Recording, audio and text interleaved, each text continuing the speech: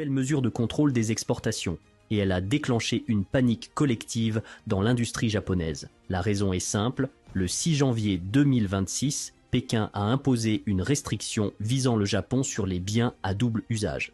Tout équipement ou matériau susceptible d'être utilisé à des fins militaires ou présentant un potentiel d'application militaire voit désormais ses exportations vers le Japon suspendues. L'impact est systémique parce que ces intrants se retrouvent dans presque tous les maillons clés de l'appareil industriel japonais.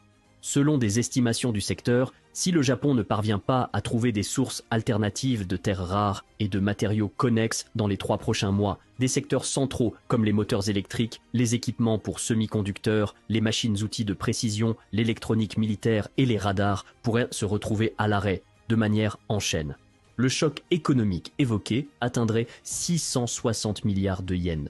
Alors pourquoi la Chine adopte-t-elle soudain une ligne aussi dure contre le Japon et comment Tokyo peut-il répondre à cette crise? Si on démonte la mécanique économique du Japon, on comprend vite sa vulnérabilité.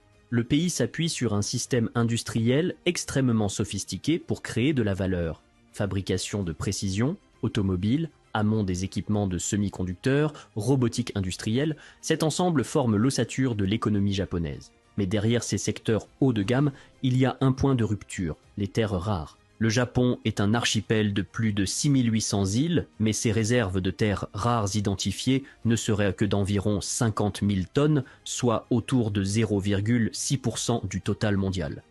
Et surtout, ces gisements sont petits, pauvres en teneur et quasiment dépourvus de valeur minière commerciale.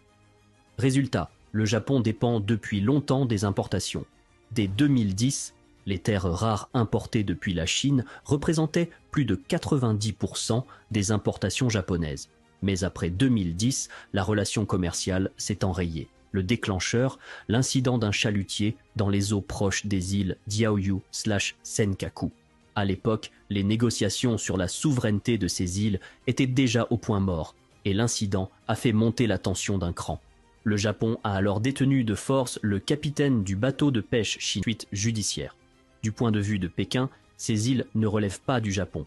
Cette détention a donc été présentée comme illégale et comme une atteinte grave à la souveraineté chinoise. En réponse, la Chine a suspendu les exportations de terres rares vers le Japon pendant environ 7 semaines. Ce n'était pas un embargo formulé comme tel, mais une réduction de fait des flux via le contrôle des quotas et le ralentissement des procédures. Et à ce moment-là, l'industrie japonaise a vacillé. Des lignes de production, notamment dans l'automobile et les batteries, ont dû s'arrêter les unes après les autres, faute de matériaux clés comme les aimants permanents. Face à une crise industrielle interne soudaine, Tokyo n'avait presque aucune marge. Finalement, le capitaine a été libéré. Et environ 3 mois plus tard, les premières cargaisons ont de nouveau passé la douane. Après l'épisode de 2010, le Japon a poussé la diversification de ses approvisionnements et a tenté par tous les moyens de sécuriser des accès à des ressources. Un simple avis de contrôle des exportations vient couper d'un seul geste la route principale des importations chinoises.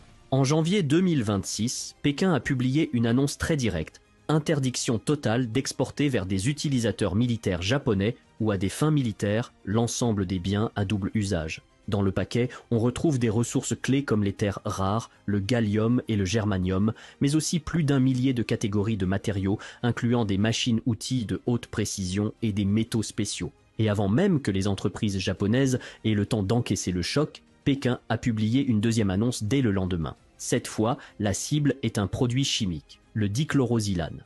Une enquête anti-dumping est ouverte sur les importations de dichlorosilane en provenance du Japon.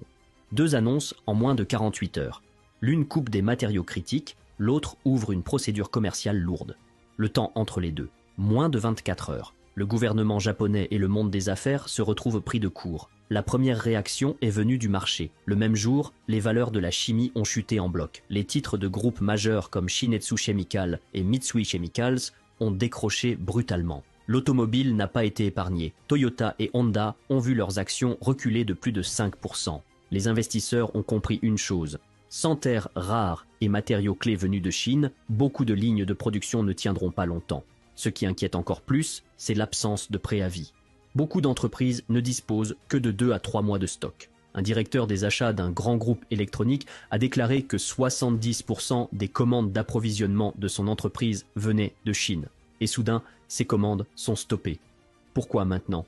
La justification avancée renvoie à la politique. La première ministre japonaise, Sanae Takaichi, a déclaré publiquement que si la Chine utilisait la force contre Taïwan et faisait peser une menace sur le Japon, cela pourrait déclencher une situation mettant en jeu la survie du pays.